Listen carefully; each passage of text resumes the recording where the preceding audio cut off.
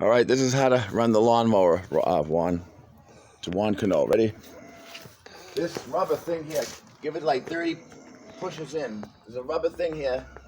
It'll send gas to the carburetor.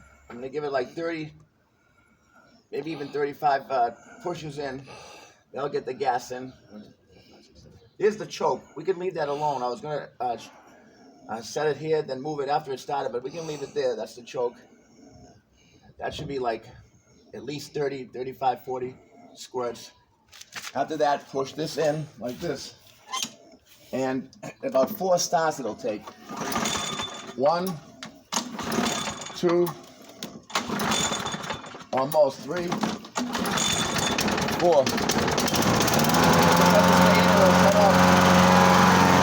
it on the cement.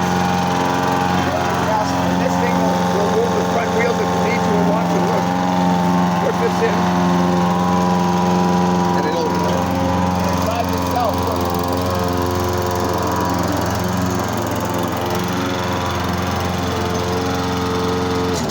And that's all there is to it. Thank you, Keith. Photography is Keith Kent, your new neighbor, my old neighbor.